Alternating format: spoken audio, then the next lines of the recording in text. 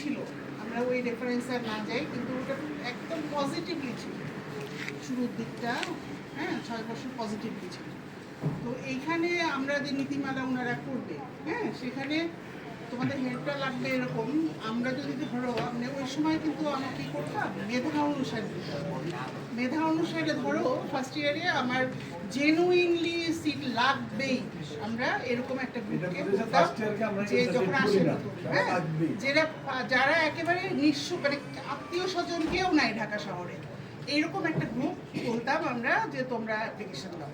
তো ওই একটা গ্রুপ দিত, আমার একটা ফাইল ছিল, ওইটা একটা ফাইল। আর একটা ছিল যে বাবা মা থাকে না, কিন্তু মা চাচা খালু হ্যান ত্যান এরকম থাকে, যেখানে সে কমফোর্ট ফিল করে কিছুদিন থাকা যাবে, এরকম একটা গ্রুপ ছিল।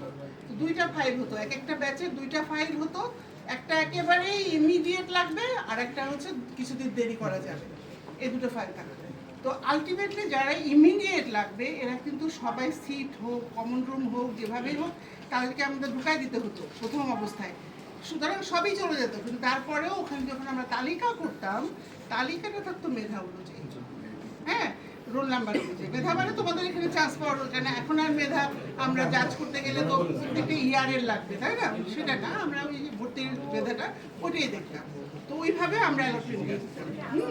এরপরে আমরা কি করেছি যে প্রত্যেকটা ব্যাচে যখন ধরো বছরে একবার রিসাফলিং করা হতো, যে মানে এটা নিয়ম অনুযায়ী চলে যাচ্ছে ইন্টার্নেরা, ফাঁকা হচ্ছে, কেউ কেউ আবার দেখা যাচ্ছে যে হোস্টেলে থাকবে না, ফ্যাসিলিটিস কম, বাসা ভাড়া নিয়ে থাকতেছে, এরকম করে কিছু প্রতি মানে বছরেই ফাঁকা হতো।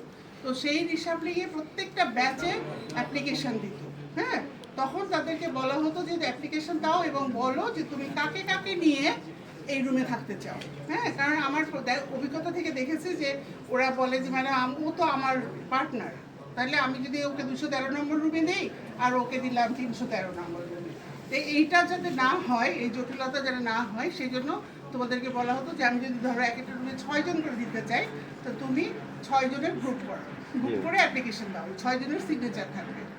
তাহলে এরকম করে যদি তোমরা অ্যাপ্লিকেশন দাও, তাহলে আমরা প্রত্যেকটা ফ্লোরে আমরা ওইভাবে এস্টিমেট করতে পারবো।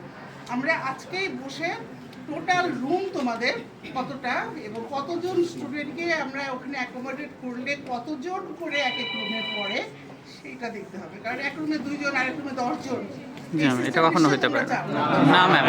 তো সেইটার জন্য আমরা ওই পদ্ধতিটা নিব। তো তোমরা এখন যদি ধরো আজকে যদি আমরা এটা করে নোটিশটা ফার্স্ট আওয়ারে কালকে পেয়ে গেলাম, তাহলে তোমরা যদি কালকেই আমাদেরকে সাথে সাথে দিয়ে দাও, তাহলে আমরা যতটা পারি আমরা এক্সট্রা সময় দিয়ে কাজ করতে হলেও আমরা করে আমরা একটা অ্যালটমেন্ট দিতে পারবো।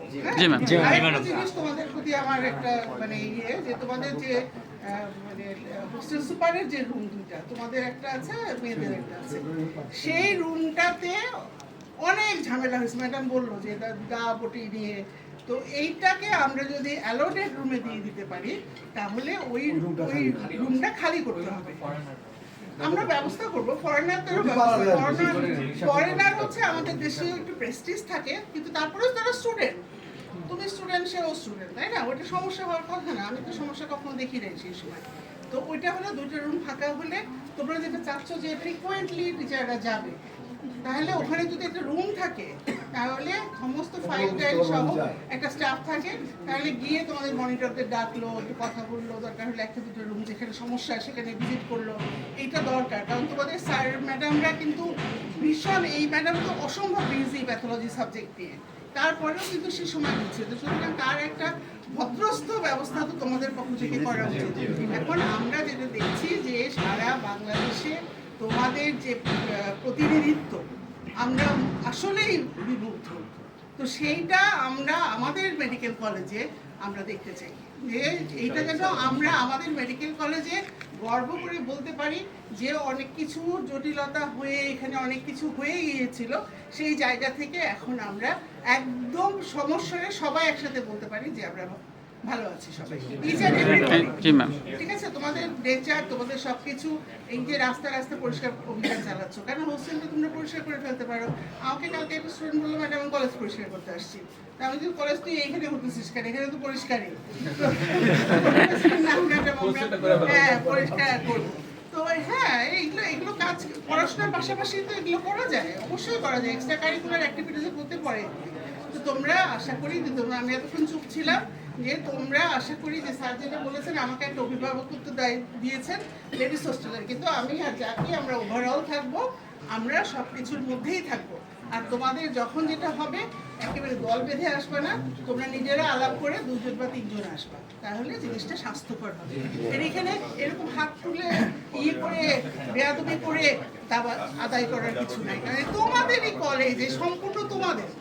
আমরা আজ আছি কাল নাই, আমরা তো জাস্ট সার্ভিস করি, তাই না? কিন্তু এটা সারা জীবন তুমি ওন করবা এই কলেজকে। আমি ক্লাসেও তো বারবার বলি এটা, ঠিক আছে? তাহলে আমরা আজকে বসছি। একটা প্রশ্ন ছিল হ্যাঁ, বলো। ম্যাডাম, আমরা যারা ঢাকায় থাকি আমাদের যে লোকাল ট্রিট করে যে সিট দেওয়া হয় না প্রায়, কিন্তু ম্যাডাম ঢাকায় তো সবাই কাছে থাকে না, অনেক অনেক দূর থেকে আসে, আমাদের দেখা যায় আচ্ছা, এই ঢাকায় বিষয়টা বলি রে। হ্যাঁ, এই বিষয়টা হচ্ছে নিয়ম হচ্ছে যে ফার্স্ট ইয়ারে ওই জটিলতার মধ্যে দেওয়া যায় না, একটু সময় লাগে। হ্যাঁ, ওটা দেওয়া যায় না, তবে যত আস্তে আস্তে সিনিয়র হও তখন আমরা তোমাদেরকে প্রোভাইড করি।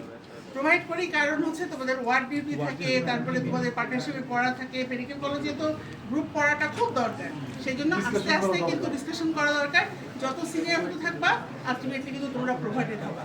হ্যাঁ, এবং সেই প্রোভাইড করার সময়ও খেয়াল রাখবো উত্তরা, টঙ্গীপুর, টঙ্গী, তারপরে এই সমস্ত যাত্রাবাড়ি, এগুলিকে আগে দেওয়া। হ্যাঁ, মোহাম্মদপুরটা আমি পরে দিলেও চলবে, একদম লাস্টে দিলেও চলবে, এরকম আর কি ব্যাপারগুলো। সবকিছুই আমাদের কিন্তু সবকিছুর মধ্যেই একটা যুক্তি থাকতে, গ্রহণযোগ্য একটা কনক্লুসিভ একটা কিছু পাবা তোমরা। তোমরা শুধু শুধু গায়ের জোরে উল্টাপাল্টা না করলে কোনো সমস্যা নেই, ঠিক আছে?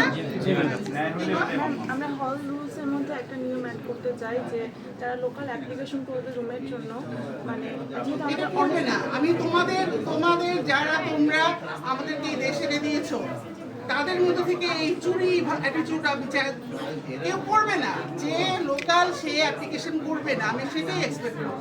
ফার্স্ট ইয়ারে অনেকেই আছে যারা মিরপুর আশেপাশে এলাকায় থাকে, বাট তারা না, তারা করবে না এখন application। অনেকেই আছে যারা সিট রেখে আর থাকে না। না, এটা তো আমি তোমাদের কাছ থেকে আশা করি না। আমি তো বলছি তোমরা পরিশুদ্ধ হয়েছো, এখন যদি তোমরা এই লুকোচাপি করো, এই যে মানে অন্যায়ভাবে একটা দখলদারিত্বের মধ্যে আসো, তাহলে তো আমাদের দুঃখের শেষ থাকবে না। এখানে কি একটা নিয়ম এটা দেখবা তোমরা। ম্যাম, এরকম একটা নিয়ম করা যায় যে 1 মাস যদি না থাকে কন্টিনিউয়াসলি, তাহলে মানে না, তাকে তো দিবই না। আমার একটা গ্রুপ থাকবে, একদম কেউ আত্মীয় স্বজন নাই, বাবা মা তো নাই, আত্মীয় স্বজনও নাই, সেটা হবে একটা গ্রুপ। আর একটা গ্রুপ হবে বাবা মা নাই কিন্তু আত্মীয় স্বজন আছে, এই গ্রুপ। এর বাইরে তো হবেই না। বাবা মা আছে, এটা কোনোভাবেই হবে না। First year second year third year first second year হবেই না। এবং এই দেখার দায়িত্ব আমি যে মনিটর তৈরি করবো, আমরা সেই মনিটরে রিপোর্ট করবে, আমাদেরকে রিপোর্ট করবে যে ম্যাডাম এটা, তখন আমরা তার সাথে কথা কি তাকে শাস্তি দিতে হবে। সে অন্যায়ভাবে সে দখলদারিত্বের মধ্যে যাবে, তাকে তো এমনি ছেড়ে দেওয়া যাবে না।